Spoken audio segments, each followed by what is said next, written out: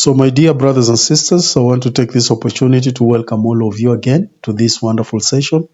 I want to say thank you very much for your support, and I want to say give yourself a clap.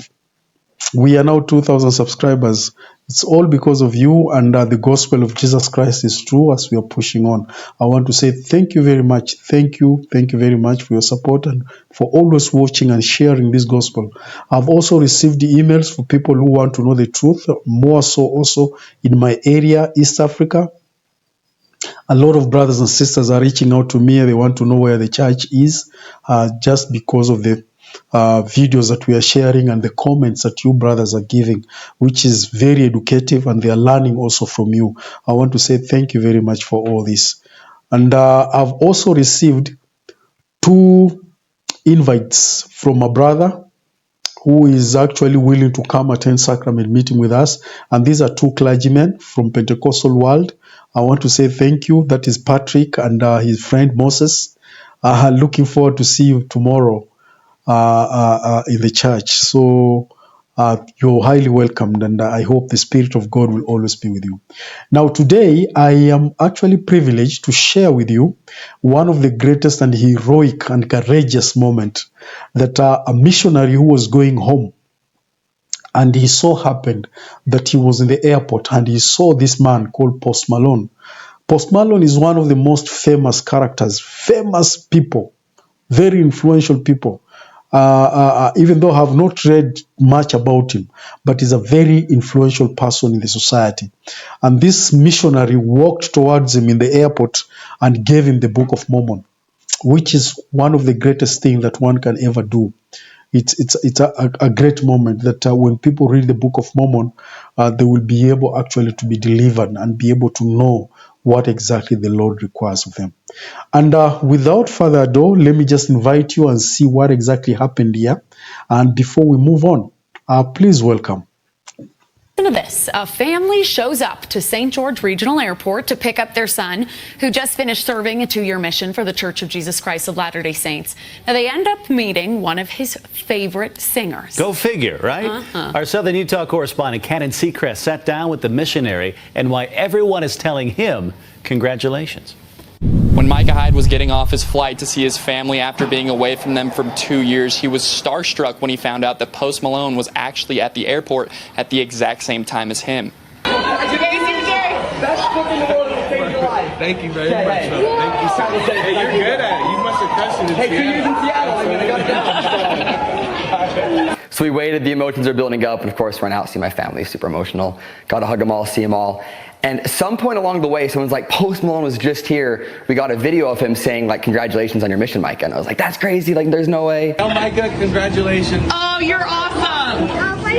While Micah was waiting to get off his plane, his entire family was meeting Post Malone, and Micah's younger sister, Hallie, told us about who she was more excited to see that day. It definitely distracted for a little bit. We were all out there talking to him, but then once we went inside, I was definitely excited to see my brother because it's been a while, but then I guess both were cool, but definitely my brother. While talking with Post Malone, the family was telling him all about Micah and why they were all there at the airport. But little did Micah know, Post Malone was still at the airport waiting to get on his flight. My dad had spotted him. He's like, come over here. So we went over, and my dad's like, Post Malone, Micah's here. And he's like, oh my goodness. And so Post Malone came over and talked to me, got a picture with him, came up and hugged me. Super nice guy, just had a good conversation. After talking with Post Malone for a little, Micah realized that he had one last Book of Mormon that he had to hand out as a missionary. Someone's like, do you have a Book of Mormon? And by then he had walked to go through security. And I was like, yeah, I do. So I ran back to my backpack, I grabbed it, and by now he's like going through TSA. And so I went over and I'm like, Post, do you have one of these? And he like walks back out of security over to me. And he's like, no, I don't. And I'm like, well, here you go. Like, I said, it's the best book in the world. It'll change your life is the quote that I said. But yeah, he was the last person I gave a Book of Mormon to. In the end, Micah said if there's one thing people should take from this story, it's this. Be nice to everyone, set your differences aside, and just be kind. Like, if Post Malone could do it, and he's this probably one of the most famous like singer-songwriters out there, then I think we can all do that, and just to be kind to our neighbor. In Southern Utah, Cannon Seacrest, ABC4 News. So, my dear brothers and sisters, as you can see there, that is one of the exciting moments one can ever have, having, seeing one of the celebrities and you give them the Book of Mormon. That was great.